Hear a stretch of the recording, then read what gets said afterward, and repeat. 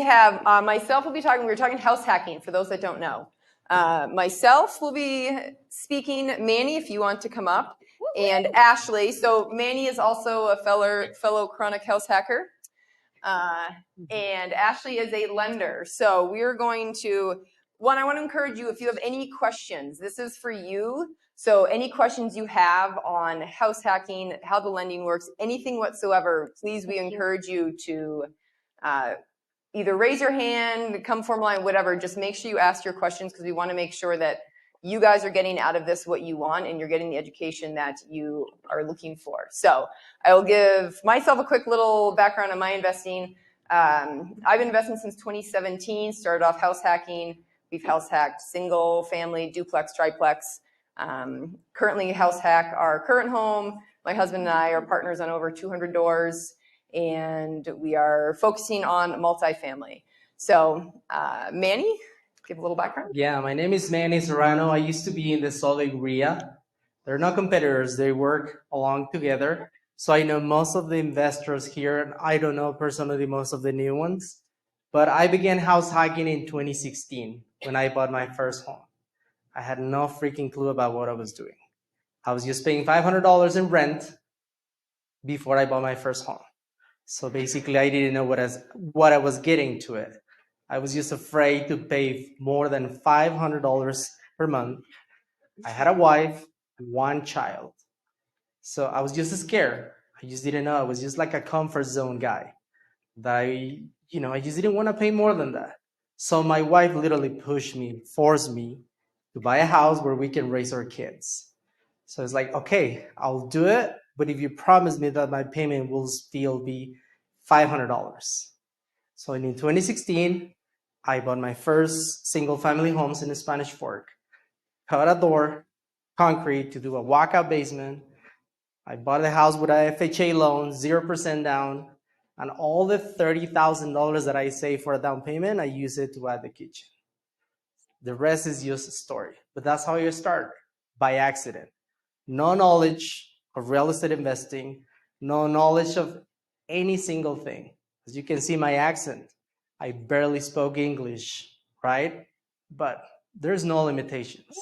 And house hacking was the very first beginning that basically opened up my eyes to be standing with you today. I know there's like so many smart investors in this room, but I'm just speaking to all of you that are considering do house hack or start investing. House hack is just the amazing strategy to start with. So that's a little bit about me, just like very short. I'm Ashley Jones. I am a mortgage broker. I have been with Village Mortgage since 2009, but I honestly feel like I've been with it my whole entire life because we're a family-owned business. And ever since I was 5 years old, I was going to the office, crunching the numbers.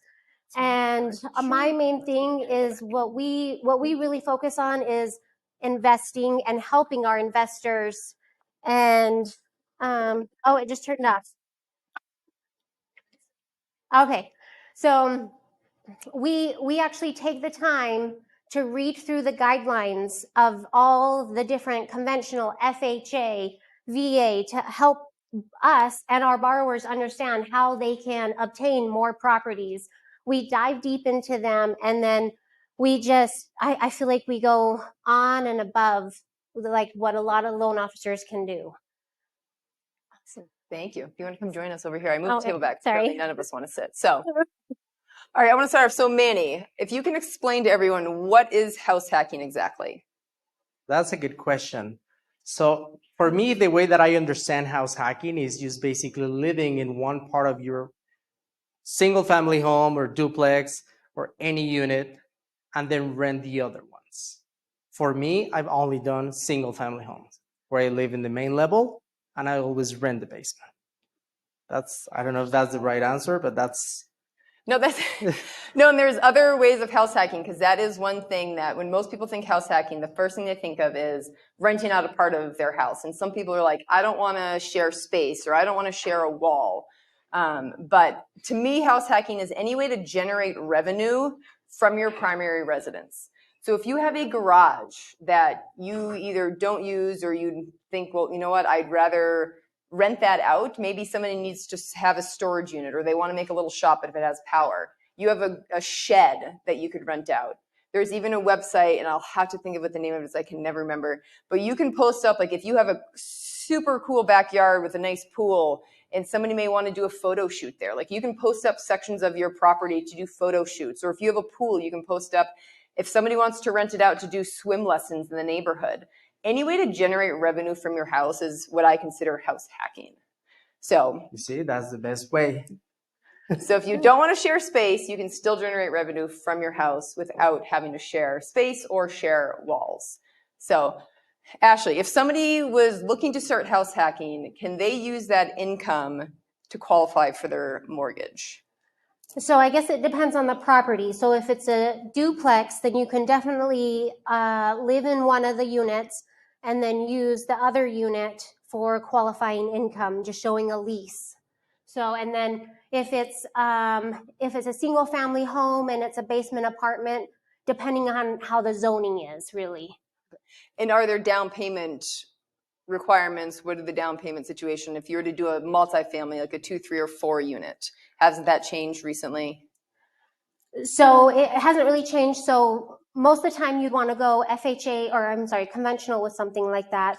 And the minimum down is between 3 and 5%. So it just depends on qualifying, really, depending on how much you're going to put down. Okay. Debt to income and stuff like that. Okay. So Awesome. Manny, when you are looking for a house, what are the main things for you? Because you have a very specific Yeah, I know. type that you look for. So what is it that you specifically look for? Okay, before I answer that question, I want everybody to, who here has done house hacking before? Who has never done it and is planning maybe in the future doing it? That's awesome. If at least one of you feels inspired, you get some golden nuggets from here.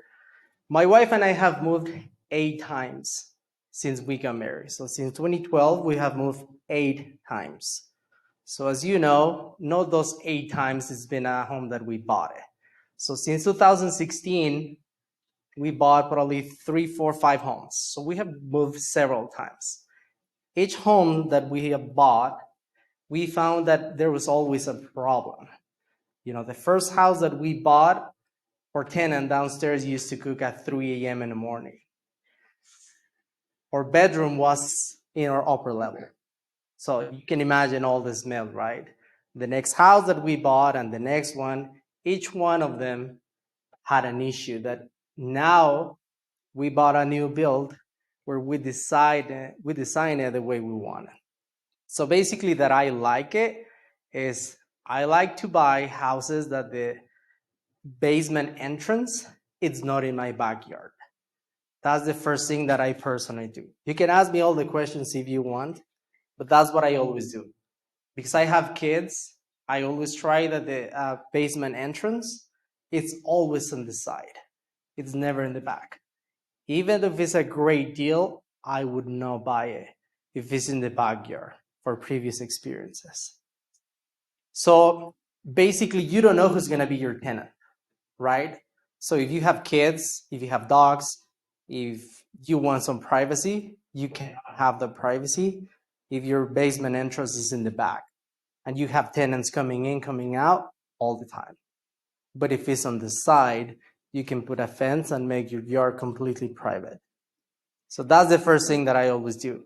Second thing, I know it sounds silly, but I always put a duct in my microwave or in the fan in the basement so that all the smell when people cook in the basement goes outside of the house. Never put, most of the houses that you have seen around, the microwave is circulate the air inside of the house. When you rent your basement, if you do that, all the smell gets throughout the ducts, throughout the house. So if somebody's cooking fish, you're gonna smell fish. So anyway, as I say, probably Lisa's gonna laugh, but over the years that I've learned and I enjoy it. My wife enjoys it because we don't have to worry about tenants. We don't have to worry about anything because we design it at the way that we feel very comfortable. We try to make sure that the master bedroom from our side, it's not in a place where it's not in their living room area. People is gonna ask why.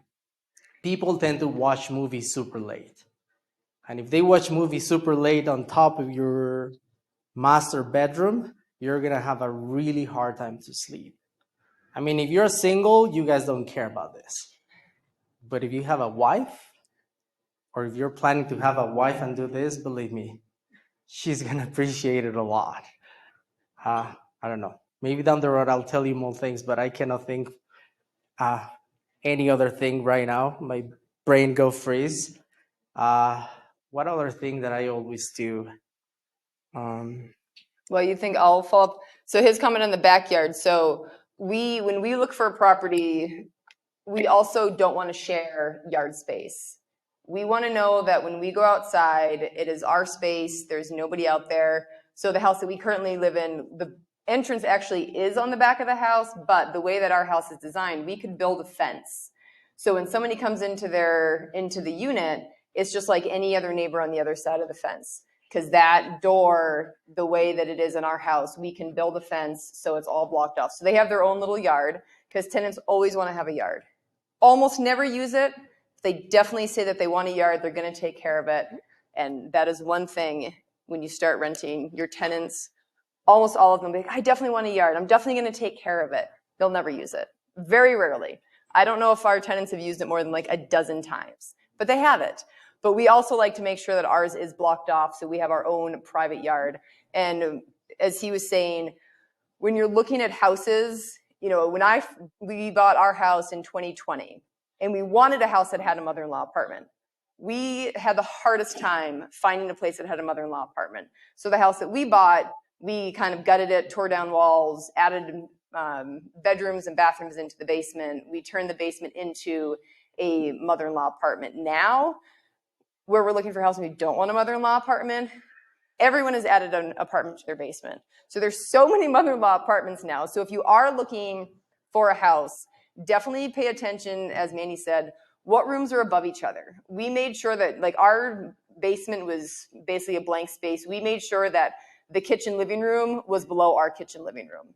Bedrooms are above and below bedrooms, because if people are out and they're hanging out in the living room and they're watching TV, hanging out with friends, if we're in our living room, you might be able to hear a little bit here and there, but we know that in the bedroom, like, we're not going to hear them hanging out if they're listening to music and hanging out with friends until 3 a.m. and having a party down there. So that is definitely a good thing to consider, just what rooms are above and below each other in the sense, definitely. Okay, now I found it. Sorry, Lisa.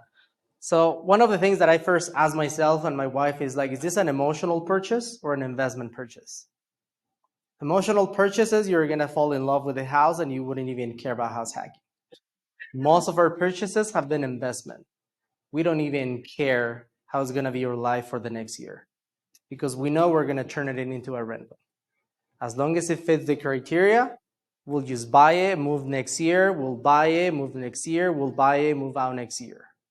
As long as it's rentable, after we moved out, it's a good fit. We're not really focused about if it's like the most beautiful house, renovate it. As long as it makes sense when we rent it, we'll keep it. HOA. I try to avoid HOAs. I would not buy a single family that has an HOA. I had one and I regretted it. So what I'm sharing with you today is years of mistakes. So I'm sure you're gonna be like, dude, that's not true. Well, you guys maybe are not gonna have the same problems that I did. One of the things is like the layout. It's, as Lisa says, is very important, the layout. If the layout, not every house is good for house hacking, in my opinion. Sometimes we try to make it work. Oh yeah, this is gonna work. We'll make it work. We move this wall down there. I try to avoid as less work as possible. Having kids, having a wife, it was just moved in, finish it, just a few updates, adding a kitchen, make sure that the plumbing, it's already there. I never cut concrete or anything like that. Most of the house that I bought where I did house hacking, plumbing was in the place that should be so that we can run a kitchen. It has to have the layout. Otherwise, you're going to get stuck into that property for months thinking that you're going to make it work, and it's not going to work. And then your wife is going to be mad. You're not going to have the income because you thought that you could survive without mortgage payment, but now the mortgage payment is too high. Now you're defaulting. Now you're borrowing money. So make your life as easy as you can. Find a house that the layout makes sense. If you guys have any questions, just please call me. But yeah, do not buy you something just because you think you're going to make it work. If it doesn't make sense, just run away and find the next one. And we always buy houses that are larger. We personally, anything that is $3,000, 3,000 square foot home or more, because they appreciate more. We have more space and it's easier to rent. And I always try to make sure that it's at least 2 or 3 bedrooms in the basement. I never went by one. I just never wanted it. 2 bedrooms or 3, they're amazing. So that's basically my buying criteria for every single family home. So Ashley, are there legalities? Because when I was buying one of our homes and we were talking about how we wanted to configure things, and we were talking about blocking the interior door that connected to the basement, and we were advised, if you do that, it will not be legal. How often does that type of stuff get checked? So, funny story, I actually just had this happen. I was doing a loan for an agent and she had closed off. She did an amazing job. It was beautiful. But she had closed off and made 2 separate doors. And then one went up and one went down. And the appraiser went out there and he was just like, I can't appraise this. It's not zoned for that. So if you're thinking of refinancing, because she was refinancing, if you're thinking of refinancing anytime soon, maybe don't do that. Or if you're able, because she had to knock down the wall and then I had to send a new appraiser out there to appraise the home. So I would first check the zoning or get it zoned for that in order to have it have a good resale value too, so you don't have any problems with it. So definitely some red flags there. Okay, I'm gonna tell you what I do with that, so maybe it's helpful for you. I never close off completely the wall. I always put a door. You know, when you go downstairs, there's always a door. Some houses, they don't have a door. They have maybe used like an opening, 44, 46 inches, 36 inches. I always put the largest door as I can, which can be 36 inches. Interior door, solid core, and I put insulation, those large sheets of insulation that they're like this thick. One in the right side, one in the left side. That prevents the noise to transfer from each side. And I put a lock in each side that is easier to remove. If for some reason the city decides to show up at my house, or for some reason I need to appraise it, I just remove the insulations and there's a door, which is legal. There's no problem. There's a door that you can open and close. Genius. Love it. There's always loopholes to almost Yeah. everything. So in house hacking, what is the average? I'm just going to repeat the question for. He asked, in house hacking, what's the average time that Manny stays in a house before he moves? That's a good question. Probably the lender is going to answer this, but in my experience, 1 year. Every house that I bought, like I try to make sure that first house, I don't know, just an example, 2,700 square foot home, $300,000. Next home, bigger, more expensive. Next house, bigger, more expensive. So that justifies for lending purposes that you're improving. That's my experience. Every single house that I bought has been bigger and more expensive. So the process has been easier. Unless, and I've heard that from different lenders, you don't have to wait a year unless something happens in your work, in your family. Maybe you can do it earlier, but that's up to the lender you're working.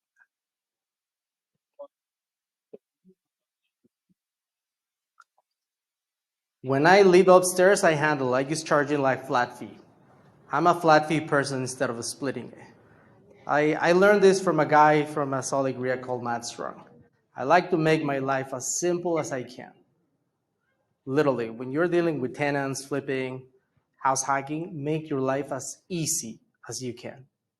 Yeah, with the utilities, we do the same because when you can't split them, the amount of time and effort and hassle each month. So if somebody moves in on March 1st, they're there for all of March, but you're not getting your utility bill sometimes until like 30, 45 days after. So the amount of time that we were spending at the beginning being like, okay, well, from a month and a half ago, here's your bills. And then somebody moves out and you're trying to track them down. So we just looked at what's the average for the year. So every 6 months, we'll kind of look and make sure there's no major changes. But when their lease is up for renewal, we'll see has the utilities changed and increased. But we do the same. We do a flat fee, even for some of our long-term rentals and other properties where there's not separate meters. We do the same thing. It's so much easier just doing a flat fee because then when somebody moves out, they're caught up, and obviously it changes month to month. But when you do just an average, it makes things so much easier.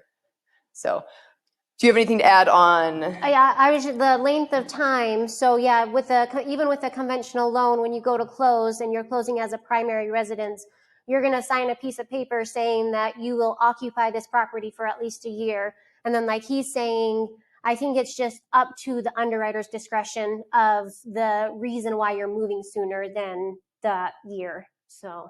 Yeah, and we've had a situation where we were living in a single family home 15 minutes from where I worked. And we moved to Ogden, which, as most people know, 45 minutes north, into a one-bedroom apartment within our triplex.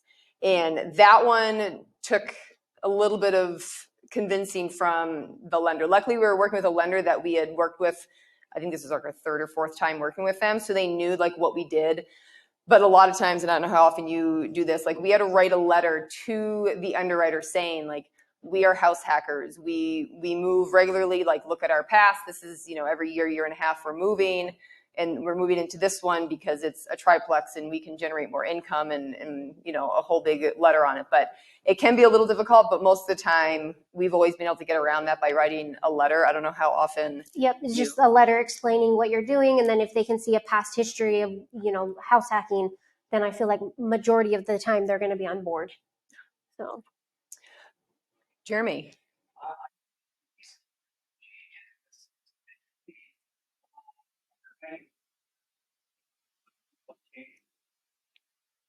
I saw some. What do you mean the self-sufficiency?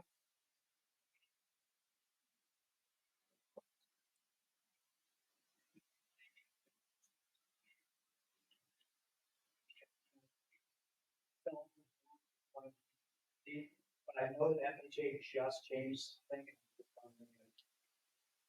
Yeah. I actually know this one. Okay, it's only triplex to fourplex.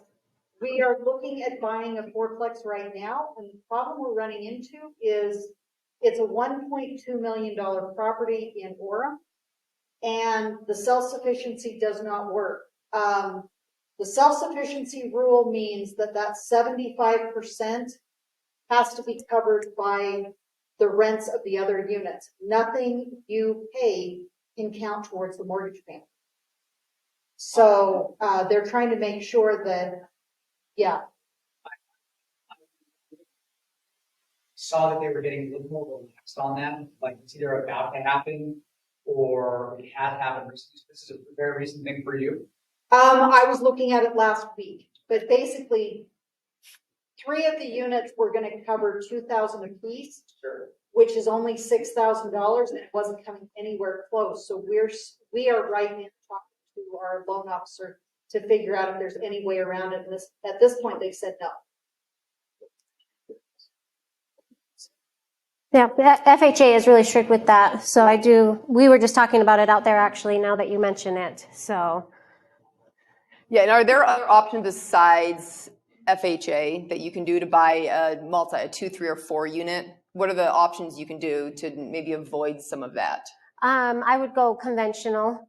So I don't know if she's probably looking at going conventional for you. So interest, yeah. Oh, down payment. Yeah, that's true. So I mean, yeah, conventional is better because they're not as strict as FHA, so it doesn't have you don't have to cover that whole mortgage payment with the rents. So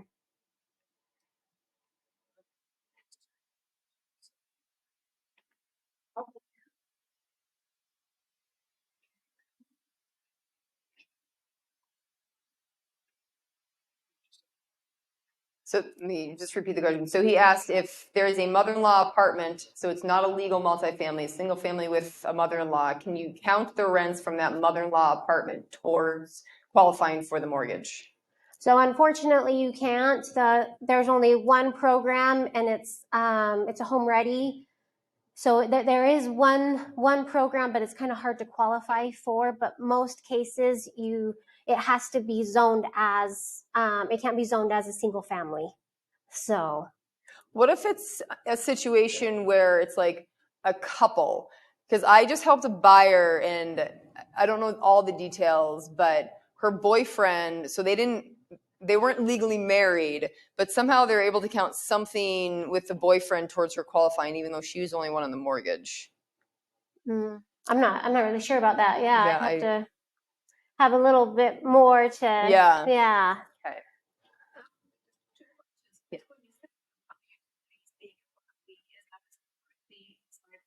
So you charge this for rent, this flat fee for utilities, or do you combine it?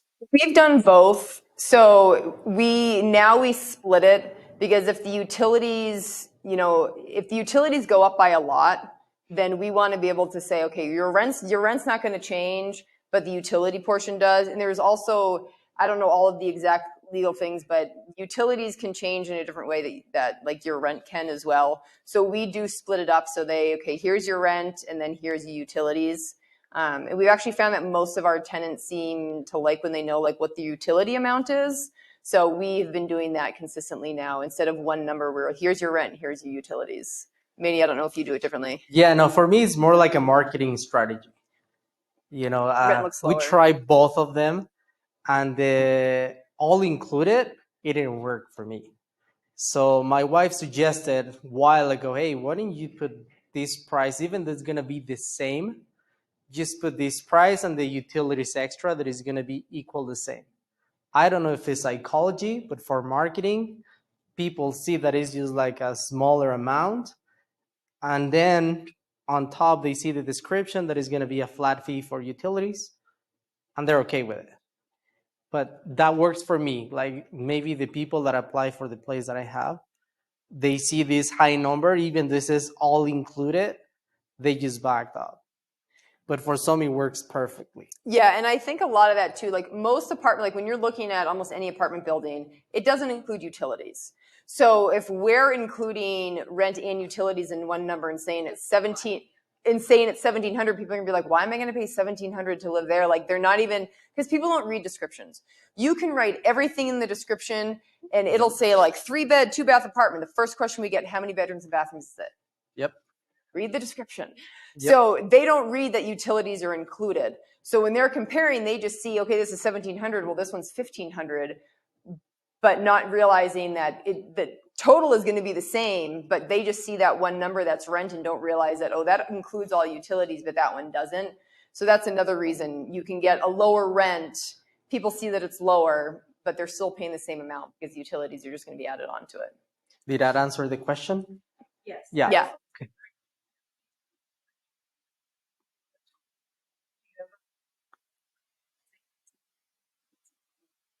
Well, that's a great question. That's why you don't ever buy with HOAs first, because HOAs can get into your business. Second is you become really good friends of your neighbors, and you promise your neighbors that you're going to find good tenants, and they call you if there's any issues with it. Most of the homes that I have 0 calls from neighbors. 0 calls in the past, 3-4 years. So I'm there constantly. My neighbors knew me. They knew that I was a responsible guy, and I would never bring tenants, that destroy the neighborhood or anything like that. And there is one secret thing that I do to manage my utilities. I install one of those $65 Honeywell thermostats that I control it with my phone. So where my tenants are putting right now at 75, the temperature is like, dude, that's too hot. So I lower it. But because they have a flat fee, utilities. So I told them that if I cross the line of this utility bill, they're gonna pay more. So that's how I manage it. I never let them freeze, but like any other normal person, I manage the temperature literally. I've seen properties that they increase to 76 all day. I mean, that's insane. And that's where Yeah. it comes in. We put into our lease, if there's I can't remember what the percentage is, but a certain percentage increase in utilities anytime during your lease, we will increase your utility bill specifically for that. Because I don't want to be monitoring every one of our units and trying to see, okay, where are they keeping their temperature? But we know what the average utility is. So when I'm looking at my P&L each month, and if all of a sudden it skyrockets one month, I can look into it and see, okay, why did their utilities go from 200 to 300 or 200 to 400? So the way we do it is in our lease, and another reason why we have a separate utility charge is if somebody is using a ton of water, if somebody's cranking the heat up or the AC. We had a tenant one time that was a stay-at-home mom, put the AC at 65, it froze up all the time, and we go over there and she'd have the windows open and the AC blaring. And I'm like, your utility's getting cranked. Like, we're charging you more because, one, you keep breaking the AC because you're keeping it at 65, because ACs are not meant to be more than, I think it's 30 degrees lower than what the outside temperature is. And they also don't really do well if they're running 24/7 at 65 degrees. So we have that in our lease where if we see a giant increase in utilities, like I think it might be 5 or 10%, then we can go and increase the utilities or give them a one-time charge if we see something out of the norm. Mohammed? So, my understanding, even after you leave the house, the tenants are living, you still keep the utilities and the. One of the houses that I mentioned has an HOA. For example, some of my rentals are in Eagle Mountain City. Eagle Mountain City has the rule that you cannot switch utilities into your tenant's name. Some cities you can, but Eagle Mountain City is like they can't. So I was like, it's going to be a pain just to try, this is for you, this is for me. I knew the total amount of utilities averaged throughout the year. So, and I was going to say, thank you for asking that question. Before you sign a lease with a tenant and anything you do in business, just make sure be transparent. Try to communicate and set expectations. Hey, this is the utility amount that I've been spending for the past year, 2 years. If you cross the line, if you spend more than this, I'm gonna lower the temperature of the furnace. Because the highest bill that you're gonna see is the gas and power. Is the highest. And if you don't set those expectations with your tenants, literally one tenant called me the other day, oh, it's too hot. So, but what happens, either they have all the windows open, and it's like, well, where do you think that the AC is gonna go? Like, if you have all the windows open and the AC is running all day long. So just set those expectations and don't assume that your tenants know it. Even though you feel that is the dumbest thing, please tell them. We had one tenant in my primary home that they never cleaned the dryer. So after a year they moved out, there was like at least 3 inches inside of the dryer trap. I'm surprised it didn't start on fire. I know, it's one of the dumbest things, but whenever you're dealing with tenants, make sure that you disclose and that you explain them.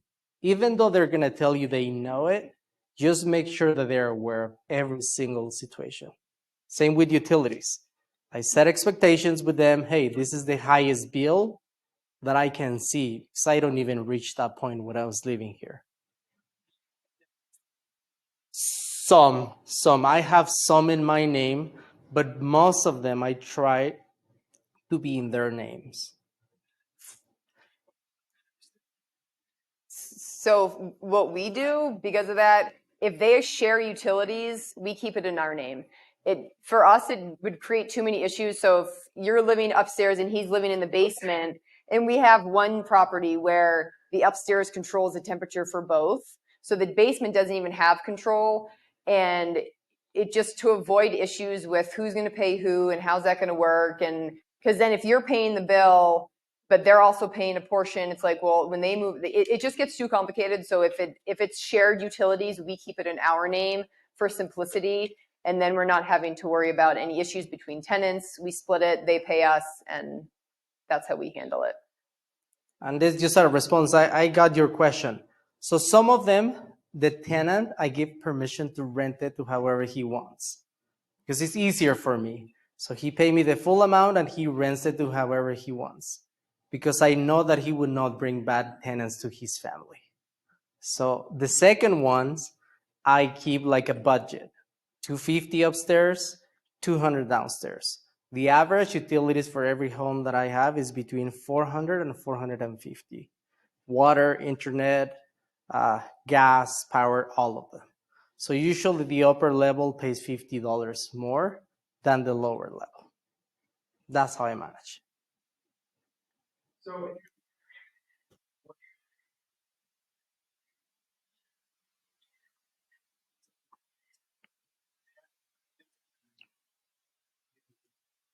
Because I'm super handy, I fix everything. But make sure, that's a great question. Before I turn this house into a rental, I make sure that I change all of the water valves, new toilets, all of the things that will break, I replace it new before I move down. So that way I know what are the things that are gonna break. The toilet is not gonna have any issues. Like, I know that the water here is fairly new. The things that really breaks the most is the water, the garbage disposal, or if there's any leak under the sinks. That's the major things that always happen. So before I moved out, I make sure that those things are new. And I never had any issues with flooding or anything. I knocked door, but I haven't had any issues. But most of the time I fixed those issues, or I call one of my plumbers to go immediately and get it fixed. Yeah, and for us, as far as the outside, they're responsible for their area of the yard. So they have, their fenced off area that is their responsibility. They can do with it what they want. If they wanted something specific, we tell them like, hey, if you want something, like let us know.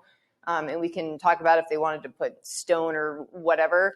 But anything that we use, like our front yard and everything else, driveway, we maintain all of that because that's something that we use. And really the only thing that they're responsible for is their little section of the yard as far as the exterior. Interior, it's like any other apartment. If something busts, if something's wrong, like we want them to tell us right away. So that's no different. All of our tenants, we try and, automatic reminders to them. Dryer, clean out your dryer vent. Your filters, do your furnace filters. We just have an automatic thing, I think 3 or 6 months, whatever it is, that just automatically gets sent to them. Make sure you clean your filters. We supply the filters for them as well. So we always make sure that when somebody moves in, they have at least 3 or 4 filters, which is more than they need for like their 1 year. And then at the lease renewal, you walk it, and then go through and make sure they have more filters. So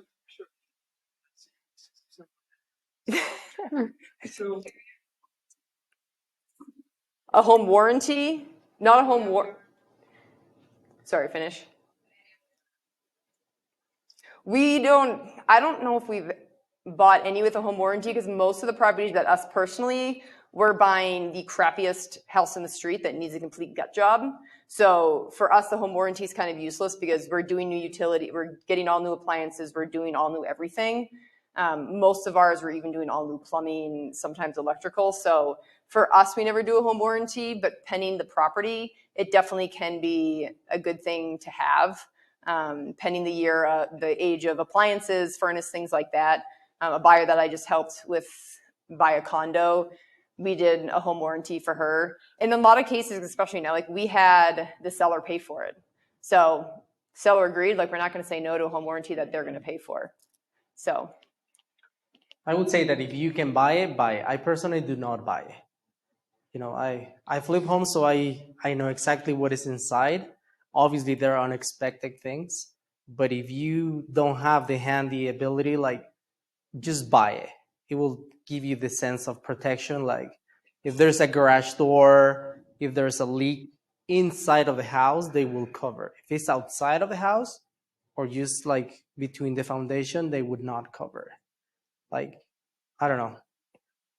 I think like if you can at least use it once a year, it's worth it. But they will not replace a furnace unless the furnace literally has died completely. They will just replace the part, but it will take 1, 2, 3 weeks. Your tenants will complain because they're still freezing, super hot.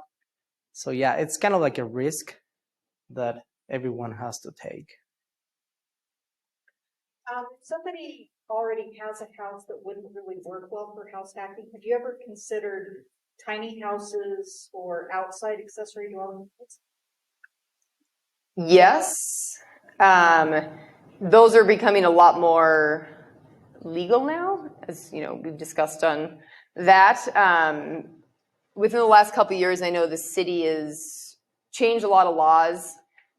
We actually have properties that we put them at, but because they're an investment property, last we checked, they still don't allow them for an investment property. But as far as house hacking on a primary, yes. If you have the space and you can do that, that's a great way, because if you don't want to share any walls with somebody, that can be a great option to put a tiny house in the back.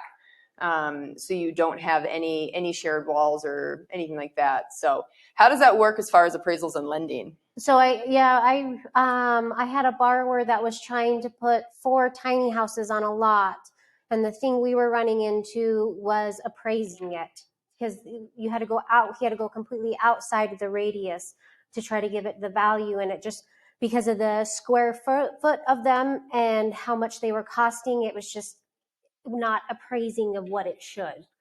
So they're a little bit more tricky just that way. Lenders say they will lend on them. It's just appraising them for the value. Was that on a purchase or refinance? What was the Purchase? purchase? Yep. I personally don't. I'm in love of single family homes. Magna area, West Valley area, that has a mother-in-law apartment. I haven't discovered anything, and the only reason why I love them is because their appreciation. They appreciate so fast, and you can resell them like hot bread, like super easy in this market especially. That's what I like single family. Yeah. So we got 5 minutes left if anyone...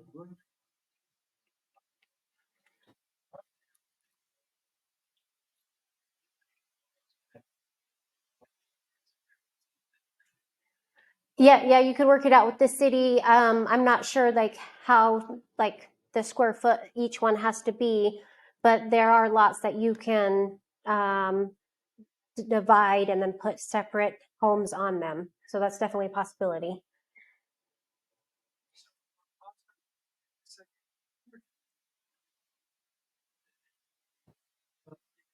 The house.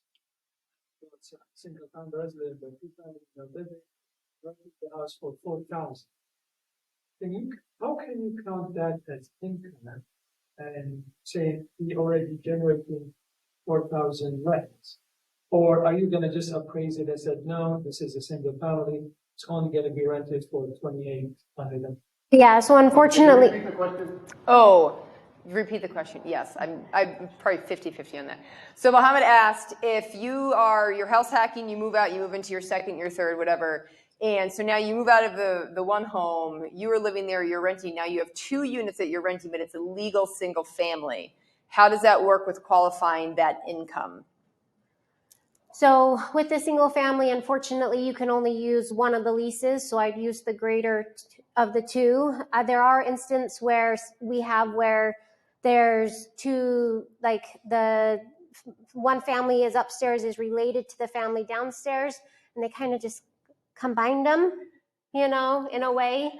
So not that it's there. I mean, they just combined them, and then that way you can use the full rent from them. So we've just dealt with this actually on a refinance. It was a single family and has a mother-in-law, and don't listen. Our lender called us. It's like, he called. He's like, I need 1 lease. yeah, Just send me 1 lease, okay? And I was like, got it. So we also had a good relationship with our tenants because technically you sign that lease, that is a legal document that they're both going with. I don't think I would have done that with new tenants or tenants that I wasn't comfortable with, but these are 2 tenants that have been living with us for years. The one that was like her 3rd property of ours that she'd lived in. So we knew them, we had a very good relationship with them. So I was very comfortable going to them and saying, hey, we need to qualify for this refinance. Do you mind if you sign this lease? It's going to show the whole house, the full amount, blah, blah, blah. And they were both fine with it.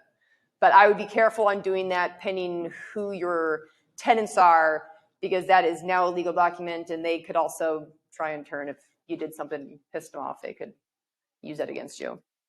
So do you remember that when you asked me about how I split the utilities?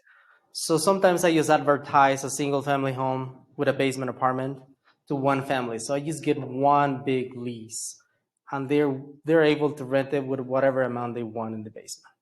So that way I can get just one lease, but for the full amount. Not every scenario works, but yeah, that works for me.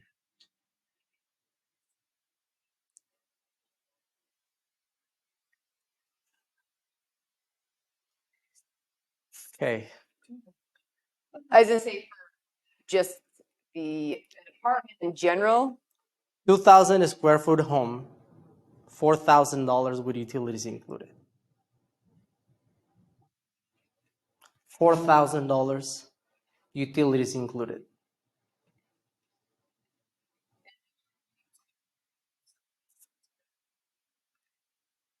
Yes. Yes, but I just want to make sure that somebody upstairs, it's a family. Because if you have a family upstairs, they most likely will rent somebody that they feel comfortable with. They can have family members, they can have friends, but I would not rent single people upstairs and be willing to rent downstairs. that'll turn into a giant party That will house. turn into a, yep. Our neighbor did that, and he still is not rented because he's like so traumatized. It was a 6-bed, 4-bath house, and he rented it to all like college-age students. I was concerned because I'm like, great, this is going to be like the fraternity house next door. They were amazing neighbors, never had issue with them, super nice, but apparently they were not very good to the house. So a lot of single young people are not ideal.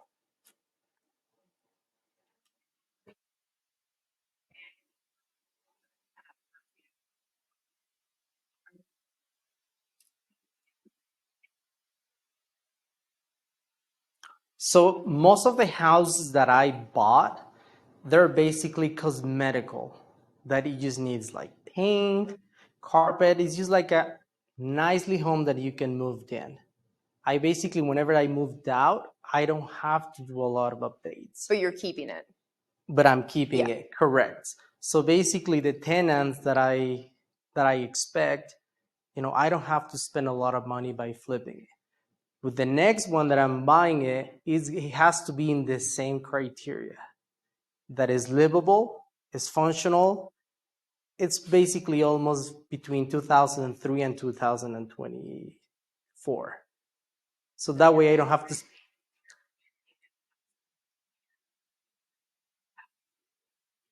Yes, but sometimes that full family will leave and I have to split it.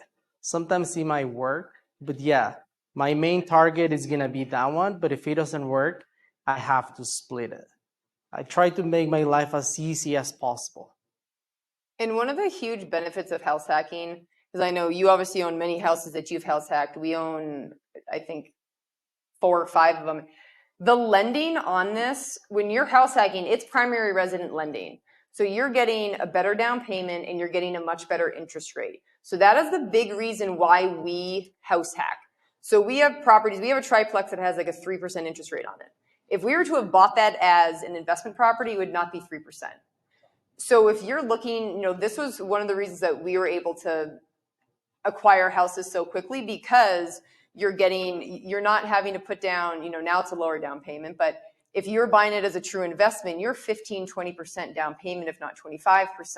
You house hack that same triplex, and now you can do it with a 5% down payment, but you get a much better interest rate as well. So we have multiple houses that have much lower interest rates than if we had to buy them as an investment property. So that's another huge advantage And another big reason why we did the same of moving every year and a half into multiple houses for that lower down payment and that lower, because when you move out, that mortgage stays in place.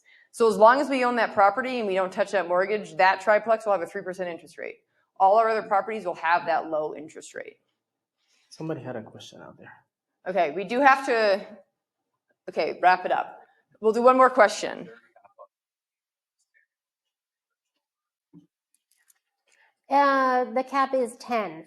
So, And but we do have ways to get around that so you can keep adding to it. So we definitely have programs.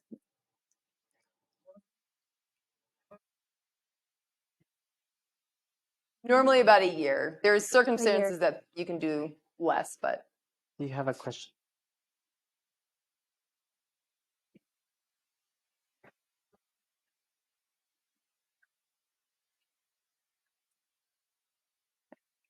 Okay.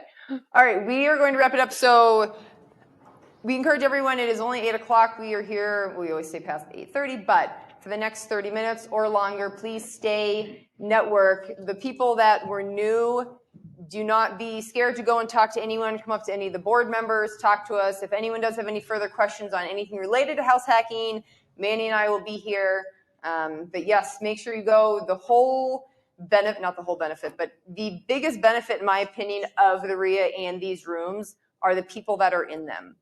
The people that are in here, they could be your next lender, they could be your next partner, they could be your next money person, whatever. So make sure if you have something specific that you're looking for, a person you're trying to connect with, ask around, come to any of the board members. We can point you in a direction of anyone to try and help connect you with people. So, Lisa, just want to finish with something, and this is just for all the real estate investors. By moving 1 year after year, I was able to get every HELOC in every single primary home. Now I have, for example, 2 HELOCs that they're legally getting a HELOC. So basically I got 100,000 HELOC from primary one, move into another one, got another HELOC for $150,000. And then I'm planning to get another one for another primary home. So I didn't create the rules, but you guys can take advantage of that and use that money as an investment.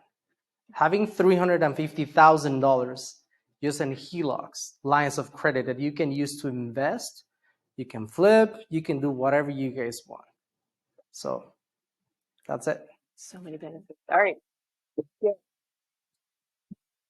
Thank you.